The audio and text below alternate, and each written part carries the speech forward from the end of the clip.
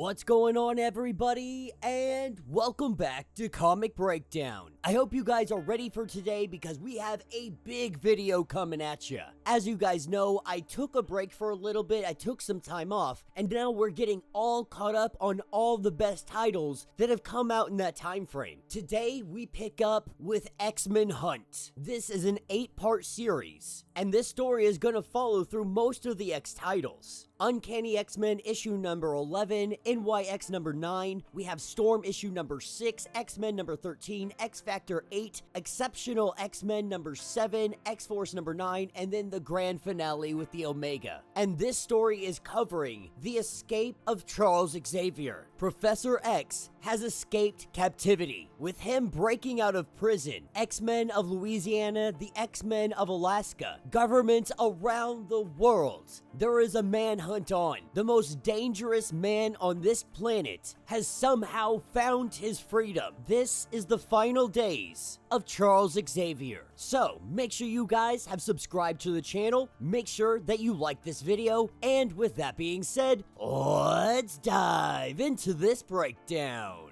Alright gang, so this story starts us off in space. It starts us off with a civil war. A mutiny aboard the Empress's ship. The rebel forces are coming for her. They are coming to overthrow. The coup is well underway. But before they can do so, they must get through Deathbird. And if you're thinking to yourself, why does this matter? For those that may not know, the Empress is Charles Xavier's daughter. Taking us to 8 hours ago, we pick up with Charles Xavier in his prison, letting Dr. Ellis know that there is something wrong with Charles right now. He is in there and he is bawling, sobbing his eyes out. His heart rate, it spikes. His breathing becomes even more. He is on the verge of cardiac arrest, as we see glimpses of Deathbird holding her own against these rebel forces. What is happening is Charles Xavier is hearing her. He's seeing her. He knows what's happening. He knows what's coming for his daughter. He knows that Deathbird is the last line of defense. The revolution kicking down the door. Charles Xavier is doing everything he can to break free. This is when they prepare the sedation. The Empress calling out to her father, saying now more than ever, she needs him. This is what takes us to our X-Men team. We got the X-Men of Louisiana. And if you haven't been following along, you will see a handful of new individuals, such as Jitter, Calico, and a few other individuals. But right now, they're just training. This is their makeshift danger room. And while they train, Rogue says maybe it's time to turn it up a notch. Maybe it's time to show them what can really happen out here. This is when Gambit charges up a card and he slings it. We see Jitter go flying, and while everybody's like a little pissed off about this, even Wolverine's like, maybe you went a little bit too hard. But Gambit really goes in and lets her know, like, as a matter of fact, you just showed her that she's not ready for what's out there. In truth, you may have just saved her life. This is when the call goes out. The phone rings and Rogue answers. Professor X in his prison. He calls out to Sarah. He tells Sarah that I need your help. I need your help to get out of here. Right now, they have me heavily drugged. And Charles would never ask this, but he must save his daughter's life. Sarah, using her powers, she frees him, tells him that she still hates him, maybe even more now, but go save your daughter. When the door opens up and Charles heads outside, what he sees is the X-Men. But Charles is discombobulated. He assumes that they're all here to help him right now, not understanding how he's even standing right now. Something is going on with Charles' mind. This is when Rogue tells him that you have a tumor at the base of your skull, and this is not a normal tumor. This tumor is a mutant, and it has been eating at your telepathic control. In his state of confusion, Charles lashes out and he attacks Rogue. The warden had let them know about this brain tumor, right at the brainstem, same as that Harvey X kid.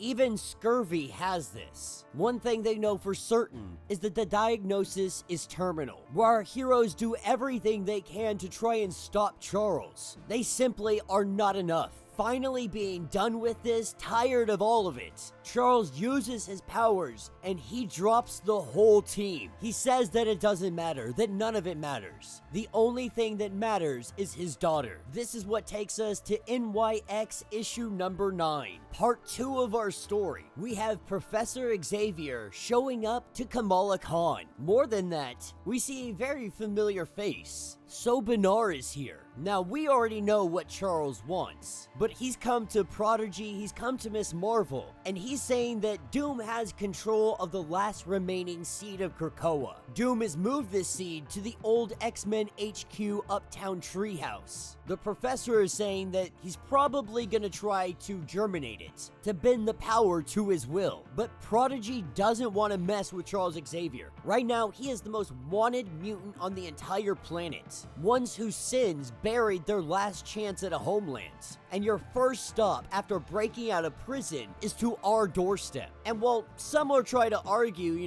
Doom has the seed. Doom has everything. He controls the planet, he's Sorcerer Supreme. What could he possibly do with the seed that he hasn't already done? Prodigy lets him know that we're not paramilitary. We're not your child soldiers, and we're not gonna risk the wrath of God to help you clean up your messes. He says that if you want that seed, go get it yourself. So when Charles steps off to go to the treehouse by himself or with the help of the few that he is able to wrangle up, this is where Miss Marvel comes up. And Miss Marvel really lets him know, yeah, I get that they said no, but I also understand the longer you're in my city, the longer you're gonna cause problems for us and our families. So Miss Marvel is willing to help him out if that means getting rid of Charles Xavier faster. So with them making their way into the treehouse, taking down Doombots left and right, there's someone is here. There is Volta, an emissary of Doom. One of Doom's mutants is here meeting up with Mojo. Mojo came here under the guise of negotiating media rights. When Volta recognizes that this isn't really anything she expected it to be, she goes to leave. But then she hears a story from the young boy behind Mojo. Major Domo is sitting here really divulging that she took the last seed from Krakoa, burning with all the island's raw power and potential. This is where Mojo pierces her through the chest, takes Volta down in an instant. Mojo came here for the seed. Professor Xavier finally senses him. We see Professor X drop down to the ground. He apologizes to Victor. He apologizes to Miss Marvel. He says this is as far as I go. That he didn't want this, but this is how it has to be. He leaves Miss Marvel. He leaves Victor. He walks in the opposite direction. Charles was never here for the seed. He tells himself that he's sorry. They'll make up one day for the betrayal, had his true goal not been in threat. Charles Xavier makes his way through the treehouse. While Miss Marvel and Victor are battling against Mojo, he's come to the treehouse for something unique. Something that is going to help him in the near future. Putting his hand to the ground and raising it up, Charles Xavier came for the cradle. Mojo and Victor being able to win in their battle, they got the seed of Krakoa. But as we take over to Mojo, we see that that is not the case. Mojo had the real Krakoan seed. All of this fitting perfectly into his narrative. As Mojo's grand finale awaits, we head over to Storm issue number 6 and part 3 of our story. Alright gang, so our story starts us off with the goddess herself. Currently in her sanctuary, she is hanging out with maggots. The horns of war have been blown. This sanctuary can transform into a battleship of great destructive power known simply as Thundercloud. And right now, she's gearing up for war. She's putting on her armor because hours ago, Charles Xavier came to her, told her that they would send men after her, that they're gonna be armed to the teeth with weapons made to hurt, weapons that he would deserve to be hurt with because he broke out of prison. Now, Storm's contacted the Avengers. If the conditions at the prison are inhumane, Iron Man's gonna figure out a way to try to get Charles transferred to the Cube. But right now, she's an Avenger, a registered hero, and she is found to have willingly housed a known fugitive, one guilty of crimes against humanity. This could cause a lot of problems for Storm, but the Charles Xavier she once knew was neither a war criminal or a fugitive. And Charles knows that she hasn't contacted the Avengers yet. She's also making him a warm meal because she knows that this might be his last meal. 95% of escaped mutant convicts are killed during the manhunt. But she wants to know, why did you really come? And what Charles wants to do is raise the dead one last time. As they prepare, we pick up in San Francisco. Storm, Maggot, and Xavier. They know what's coming for them. As the portal opens up, we have Scott and his team. He is telling Storm that it's time to stand down, that he's trying to feed you some sad story about the greater good. Storm warns them that they need to go home, but the X-Men, there's no way they're gonna stand down, that if there's any hope of peaceful coexistence with humans, the professor has to stay in prison. Coming to an impasse, the battle breaks out. Kid Omega shielding them from Xavier's telepathy. Juggernaut focuses on Maggot, and he knows that Storm cannot unleash her full strength without destroying her base of operations. So Temper and Magic, they're gonna give her some hell. The X-Men, they appear to be getting the upper hand. Maggot being taken down by Juggernaut. Kid Omega is still holding on to Charles Xavier, and Cyclops opening up his optic blast so much that he shatters his mother freaking visor. Storm barely being able to hold this off, not wanting to go all out. That is until something takes over. That is until the eternal storm rises. This is where we see Eternity take hold of Storm's body, and the whole team is left in shock. Cyclops' face, mouth, all of it frozen. His eyes frozen shut. Our heroes shot off of the ship, everyone thrown out. And then taking that spirit that Storm had swallowed early on in her comics, she gives it to Maggot. Giving it to Maggot, it heals him up, but it does more. This is what turns Maggot into an Omega. And though everybody else was shot off the ship, the only one that stands strong, of course, is Juggernaut. Now Eternity wants to test if they can truly stop the Juggernaut or not, raising him up into the sky, piercing into his shoulders, and then launching him into the ground. We see his helmet shatter. And while Eternity definitely has a win here, Eternity's soon gonna learn the lesson that all beings in the universe eventually come to learn, no matter how powerful they are. A lesson the ageless cosmic entities seem to always forget. You don't mess with the X-Men. As we find Beast in the heart of the storm cloud, he's found the engine. He's found the storm engine. Beast has come to blow it up. But before he is able to do so, from behind him comes Charles Xavier. This is what takes us into Part 4, X-Men issue number 13. With our heroes scattered, Beast under the control of Professor Xavier, Charles is telling him that I can't let you destroy the Thundercloud. As much as you and I may disagree in this moment, he has responsibilities. He has things that he must do. This is when Kid Omega shows up. Finally, the battle we've all waited for. Omega versus Omega. In the other room, we have Storm that is still trying to keep Juggernaut down. And even Eternity can't figure out how he's able to keep going. And he lets him know, like, you think you're giving me a beating. You ain't doing nothing. My old man, that's a man who could give a beating. Hit me so hard I thought I went colorblind. If you think I'm a monster, why don't you check out the man who made me? So if you think that you can top Kurt Marco for punishment, you've got some catching up to do. Now we have Magic, who teleports in, grabs Magneto's helmet, teleports out, and throws it onto Hank's head, blocking out any control that Charles Xavier may have. But right now, he's too preoccupied to even focus on that, because Kid Omega and him are going head to mother-freaking head. And while they have this battle, Charles is kind of doing a Omega level class to everybody. Talking about Omega levels are classified as having no upper level, no upper limit to their power. And so logically, any conflict between two Omega powers of the same power could only end in one way, a stalemate. But there are other variables that could come into play. Variables such as experience. Quentin is not winning this fight. Charles is definitely getting in the upper hand, but Kid Omega's keeping him preoccupied, keeping him busy, with Magic and Temper showing up to help out Juggernaut. They're ready for round 2 against Eternity. Magic, asking Juggernaut how he's doing, says that his helmet's broken, reminding him that his armor is literally bounded to his soul, that he can just summon it again. Repairing his armor, the three of them charge in on Storm, and everyone's getting some good blows in. Magic knows that she's possessed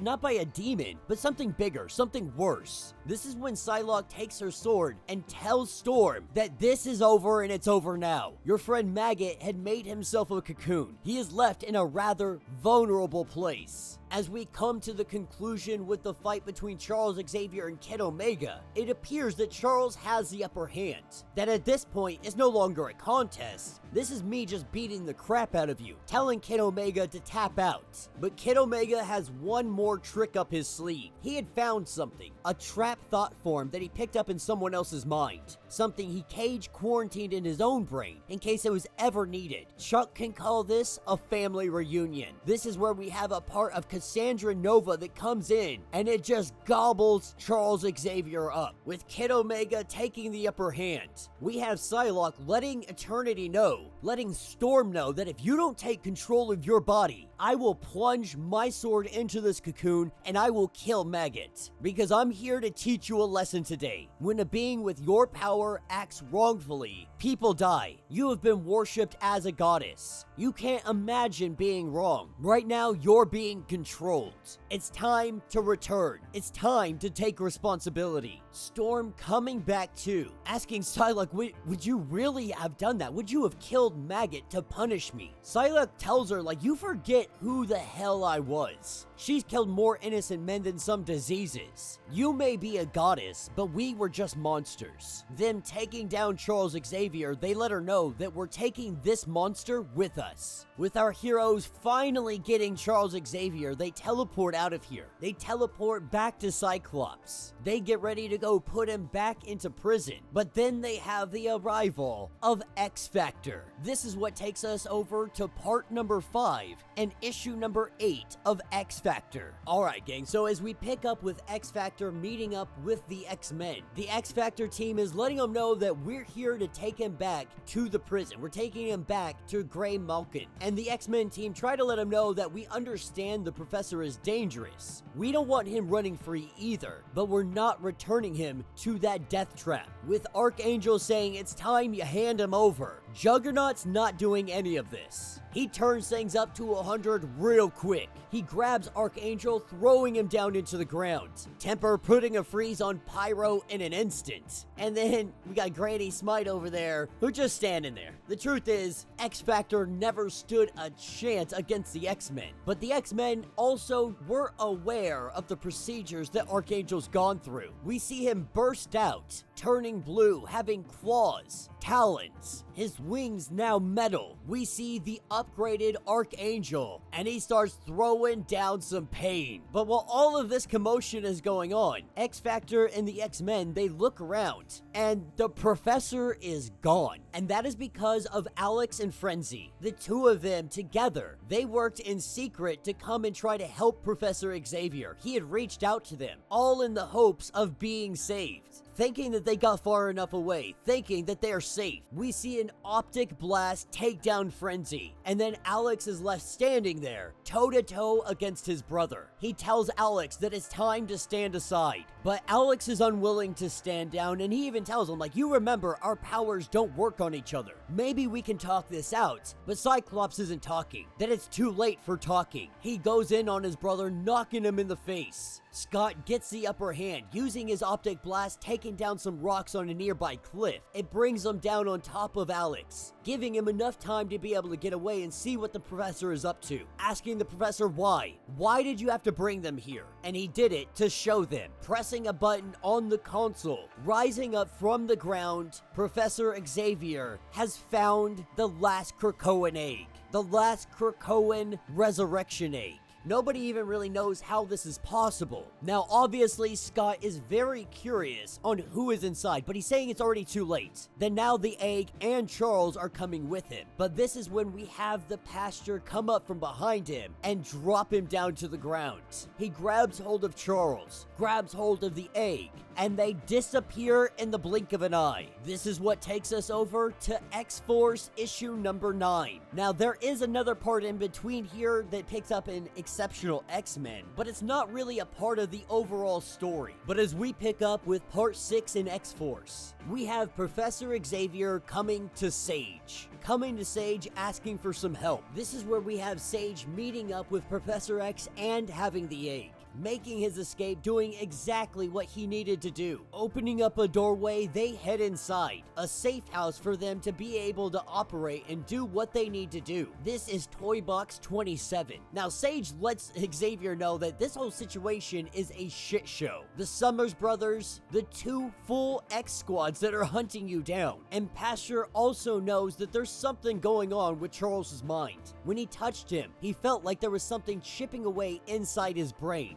Something whispering, something pushing. Now, they only really have 2 questions for Charles. Now, she's able to deduce quite a bit in this situation. One of the kings of KCOA, even without a telepathic nudge, any mutant would have gladly assisted him. He had access to the necessary DNA and could store the backup in his Cerebro helmet. He made an egg, matured the body, held off on hatching it until psychically unlocking it. What she doesn't understand is why, but he goes on to say that his life has been in service to his people, sacrifice after sacrifice being made. This is one thing that is just for him. But with the clock ticking, Charles doesn't waste any time. He doesn't need the 5, he doesn't need the Phoenix. The egg is ready to hatch right now, so he makes it so. As we see the egg begin to hatch, what comes out is Lilandra, the wife of Charles Xavier, placing her mind back into her body, catching her up on everything that has transpired. She embraces Charles and the 2 of them kiss, telling him that what is important is that they are back together. Now it is time for them to go save their daughter's life.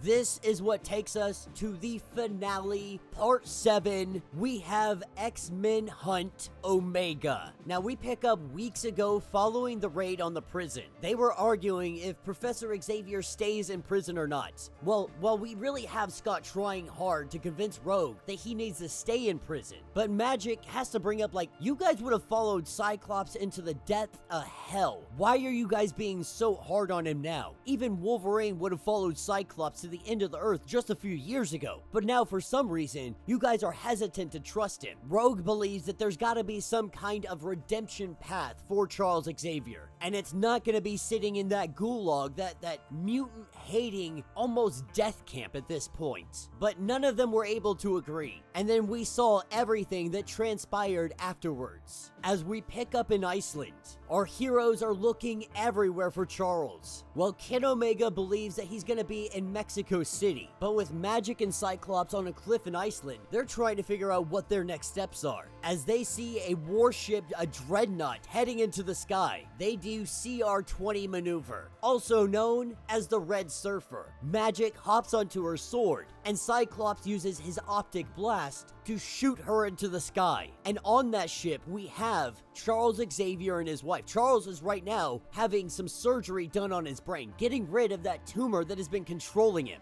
Magic making it up there, she takes the ship out of the sky. As she falls down to Earth, she summons her demon kaiju. Not really sure if we're summoning the demon kaiju, mostly because the professor was not aboard that ship. Off in the distance, we have Sage. This is where we have someone else coming in. A teleporter that emits no sulfur, no smell, doesn't announce his arrival, no flashing lights, no discs, no sonic booms, nothing. Pastor John Wraith. He just appears, and that's exactly what happens. Just appearing in front of the demon kaiju and hitting it in the face. The 2 of them begin to brawl, Magic being knocked unconscious. Sage lets Charles know that they can take off. As their ship rises up to the sky, they go to get out of here. Magic barely having some consciousness. She opens up a portal and drops Scott right on top of the ship. Scott is here to end it today, taking off his visor and blowing into the this ship. The professor's surgery is almost complete, identifying the mess. His control over his psychic ability should improve, and so he comes up and he tries talking to Scott, telling Scott, "What do you want from me? You've developed this deep hatred that burns within every fiber of your being, yet you won't let me leave. You want me here, down here with you. Do you want me to suffer, or do you just not be able to stand the idea that I'm not here with you?" And Scott tells him, like, "Yeah, let's make it look like I have abandonment issues,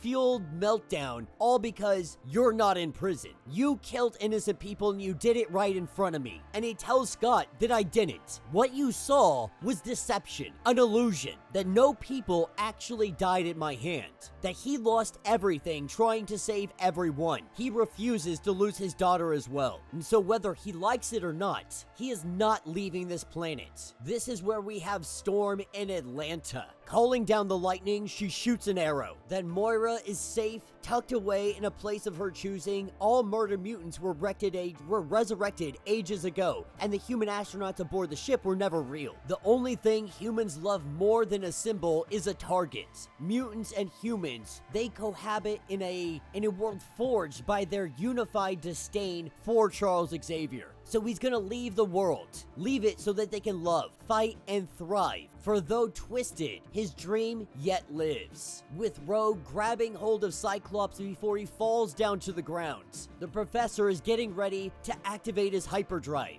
They shoot Temper out of the Marauder. With her power over temperature and the moisture in the air, she goes to make her strike, but Temper misses. And Temper misses because of Pasture. Wraith teleported just slightly enough so that Temper would miss. He teleported the entire ship, and in the blink of an eye, Charles Xavier is gone. This is when Cyclops absolutely loses his shit. He tells them, like, "Y'all don't understand. That was the humans' trophy catch. Now they're gonna come for everybody harder than ever. They're not gonna stop until everyone's dreams are long forgotten memories." This is when he loses control of his powers and everything else. The optic blast so strong, they have to call in Wolverine as Logan pushes through the optic blast, telling Summers, when the weight of the world comes crashing down, you always put yourself between it and everything else. There's probably a part of you that thinks that KCOA falling was your fault, and your Boy Scout duty to bring a new age in. Charles's dream, Magneto's dream, the KCOAN dream, Storm's dream, every damn dream on the surface of the planet he wants to fight for. But Wolverine taking his claws and driving them into Scott. He tells him that it's time to wake up. This is what takes us to 10 hours later. Charles Xavier decided, after having that thing removed from his brain, he has clarity. For the first time in an age, he has clarity, and he refuses to leave it as it is. So he returns. He goes to Black Beach, and for the last time, Charles Xavier calls his X-Men. The first one he talks to is obviously gonna be Cyclops. And Cyclops tells him, "I don't know why you brought us here. Nothing's changed. You need to go back to prison, or we can take you." And he tells him, "Scott, mutant kind surrounded by 1,000 enemies, and we choose to fight each other." He tells him that I'm retiring. I never wanted to be a general. All I ever wanted to be was a professor, and I haven't been myself in a long time. I tried to heal the world and I failed. That the others are gonna look to you, all of you, for guidance, for protection, for comfort. They do not ask for protection, they only ask that you be there when they need you. And he reaches out to mutants across the globe and he tells them, no more fighting each other. Fight for freedom. Fight for justice. Do not fight your brother. Look upon your sister with patience. Help each other. And for Pete's sakes, build another school. As he goes to get into the ship, he tells them that if you're ever on the edge of eternity, our doors never lock to any of you. Thank you for being everything that I ever hoped for, and more than I could ever dream. Everyone says goodbye to the professor as the ship takes off. That day on that beach, there was not a single dry eye, as they all bid farewell to their father. And that will be the end of this issue. So let me know what you guys think down in the comments. Not a bad story in the slightest bit. I'm not sure. Alright, so this goes two ways for me. I don't love the idea that they just let Charles Xavier disappear into the stars, as if this is going to solve everybody's problem. The US government's just going to be like, okay, that's completely cool. No, Cyclops is 100% right. They're going to come down harder on mutants now more than ever. And I also don't think that many of these characters acted as they should. For example, Sage. Sage went through so much bullshit because of Xavier, and she's still sitting here saying, oh yeah, I would do absolutely anything for him. Bullshit. I call absolute bullshit. That woman was a straight up alcoholic, all because of everything Charles put on her shoulders. And you're gonna tell me she's sitting here like, yeah, I'm totally gonna help this guy out, no matter what it costs me. I don't buy it. And after everything Charles had done at the end, I don't see so many mutants being so willing to just help him out. I also don't see them just willingly letting him retire, like, oh yeah, I know I became a criminal and a war criminal and all these other things, and then just being like, oh yeah, I'm gonna retire, guys. I'm gonna head out. Deuces, have a good one. I know I caused so much bullshit for everybody, but I'm gonna get out of here, guys. See you later. Now, on the flip side, I could understand why individuals like Rogue and Cyclops and Beast and Storm, these ones specifically, didn't try to bring him down. This man is like a father to them. He helped bring them up in the world, train them, show them how to do everything, loved them, cared for them when nobody else would. And so the battle that they're fighting in their mind, I can only imagine how difficult that is for them. So in this moment, I could understand why they stopped fighting and why they let him go. I do not think that this is going to be the last we see of Charles Xavier. Now he's out there in the stars. Who possibly knows what trouble, what mayhem, what more he could bring to the doorstep? It does seem that coming in June, a story by Jonathan Hickman known as Imperial will be making its debut. So that does definitely have some promise. But let me know what you guys think. Let me know your thoughts. Let me know your theories. If you want to get caught up on everything that is going on with the X titles, check out the link in my description as well as the top of this video. It's gonna get you completely caught up on everything that is going on with the X-Men in 2025. If you would like to support the channel, you can always do so by joining the channel membership. Much like Patreon, having multiple different tiers, from $1 to $50, from loyalty badges to comics every single month. Not only are you helping out the channel tremendously, you are getting tons of perks in the process. Now, if you're unable to do this, do me a favor, subscribe to the channel, like this video, hit that notification bell, and with that being said, until the next breakdown.